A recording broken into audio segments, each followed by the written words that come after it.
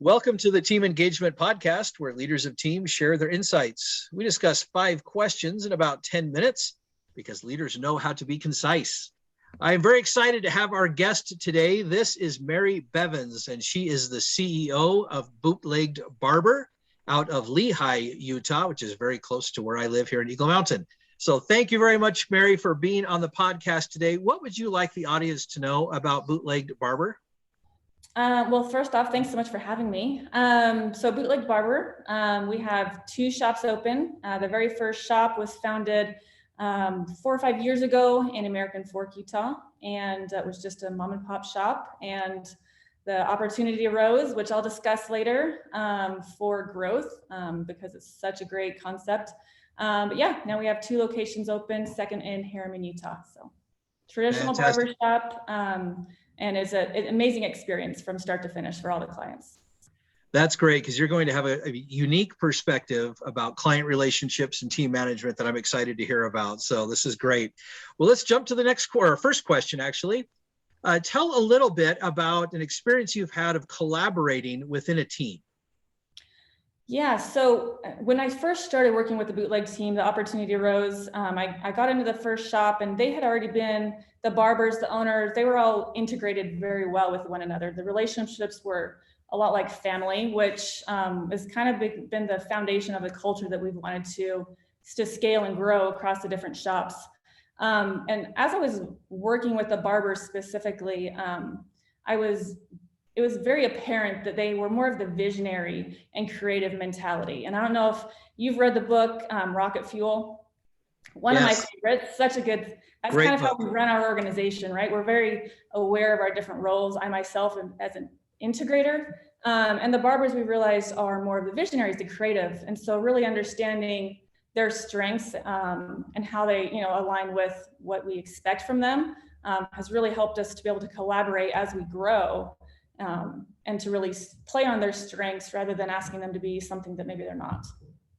Oh, I really like that. That's a great approach. And yes, Rocket Fuel is in my top 10 of great books. So we're going to think a lot alike on that one. That's great. Question number 2, I hear from other leaders that it can be a challenge to measure engagement. Tell me your thoughts.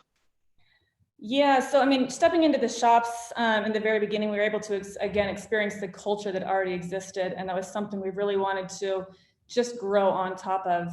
Something with my previous, I work with Legends Boxing as well, and culture is huge. And so really trying to identify the feel and vibe that you want to build your business around was, you grow out from there. So identifying the culture and maintaining those relationships among the barbers, and then we were able to take the benefit of the relationships from our flagship store as we opened our second shop, and really just, okay, here's the foundation, here's the culture we want to identify, here's the standard of, the products that we want to put out so that everything is consistent as we grow. That was really something we wanted to maintain. And how do we do this is communication. So we really wanted to establish a strong relationship with the barbers. Obviously, change can be scary, and they didn't really know what to think of us as we came in and took their shop and wanted to grow. And so we really set the expectation of, we want to just improve what you've already built because you've done so well, and maintaining communication and engagement across barbers from HQ down to the shops is really how we've done that. We also have found a way to identify more of a lead barber in each shop. To help as we grow. Obviously, we're not going to be able to remember each barber's name or know anyone on an individual one-on-one basis. And so each shop will have the lead barber. HQ will communicate directly to the lead barber. And the expectation is that they relay the information to their barbers so that we're always in communication and the engagement stays really high. Oh, that's great. Great ideas on how to boost engagement. I like that. Question number 3, based on your experience, Mary, what is one quality of a confident leader? We found that in the barbers and the team members specifically for Bootlegged, that confidence is a huge one. And we want to really empower our barbers and our team members to take their strengths and utilize it to their assets, right? So we go through a great hiring process. We really want to identify the people who not only know how to cut hair, but who are going to fit into our organization culturally. and to maintain the standard that we have set with Bootlegged. There have been studies that show nearly half of clients ask their barbers for their advice on, type of haircut or service or things like that. So we really want to give the barbers the confidence that they need in order to recommend to their clients, hey, I recommend, this or this service that we offer. Have you ever tried this? We highly recommend this. And establishing that relationship between the client and the barbers so that they feel that ownness in that role and responsibility that they have. Oh, that's great. Let's go on to the next question. Question number 4. Is there someone that you'd like to recognize that has had an influence in your life?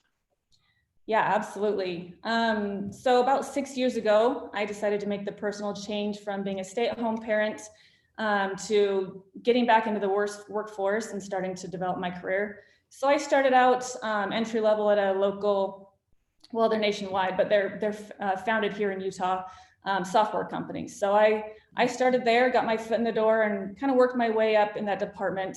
And within a couple of years, had reached the ceiling. And so I was out looking for other opportunities for the next step of my career. And I came across a job posting for a marketing manager for Legends Boxing, which also is a local company. And I had heard of them, didn't know much. Long story short, ended up getting the job. And the founder, Rob Scott, I've had the opportunity to work side by side with him ever since I joined the team. And him being the amazing visionary that he is, he has his hands in a lot of areas. So, when he presented the idea of Bootlegged Barber, he brought the business to me. He said, I just had a haircut here. It's over here in American Fork. It was awesome. It's a really great concept. And, we have the business sense to be able to grow this and take that experience and really grow the business. What do you think? So, we looked at it together, and I, from my kind of integrator standpoint, was like, okay, yeah, we can do this. But along the years of me working with Rob, he's really just kind of, because of the visionary integrator role, we work really well together, which has created a lot of opportunity for myself as far as not only my career, but personal growth. So I would definitely say that relationship and opportunity has really just drastically improved my business and personal life. That is great. I'm glad that you feel like you've got someone that you can look to, especially with that visionary integrator model that we've been referencing, that Rob Scott is someone that you could recognize as having had that influence in your life. So thank you for recognizing him. All right, Mary, it's our last question. It's one of my favorites to ask guests, and that is to tell us a little bit about your first job. All right, so I'm going to say for about 2 seconds, my very first job was at Chuck E. Cheese in high school. But we're going to skip right over that. So my first real job was with a local home restoration company. So, residential homes who've experienced like mold or water or fire damage. I kind of worked with them, the day-to-day operations, miscellaneous tasks, things like that.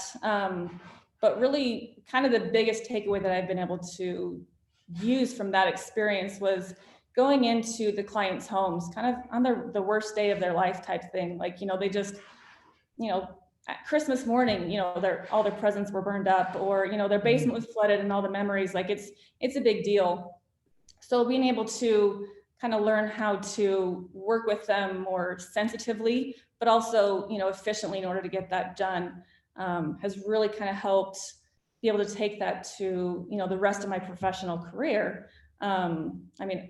Working with the restoration company, that was more of they needed us and we were able to help them. And on the service side with Bootlegged, we're able to, give something better. That they don't need us. They don't need, this amazing haircut experience, but we're able to kind of add to their life and it just improve their experience for the day. So anyway, that was my very first job.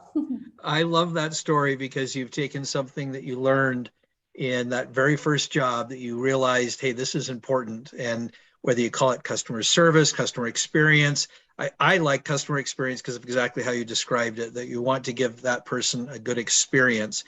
And fortunately, in most cases, I've got to think a vast majority of the time, people coming in to the barber shop, everything's good, but you had that experience where things weren't so good in that first job, and you had to really kind of be that empathetic person at that time and in that moment. So, and I've been on that end where I've been the customer reaching out. So I know how difficult that is to be in that moment going, oh my goodness, I've got this huge flood. What are we going to do? So, right. Yeah. Mary, thank you so much for being on the podcast today. How can people find you? So my LinkedIn, Mary Bevins, Bevins. And then email, if anyone wants to reach out, I'm happy to connect. Just mary@bootleggedbarber.com. Fantastic. This is Sean Richards with the Team Engagement Podcast, where leaders of teams share their insights. For more ideas, you can go to teamengagementpodcast.com. And we also invite you to subscribe to the podcast or subscribe to the YouTube channel if you're watching this on YouTube. We thank you so much for joining us today and have a great day.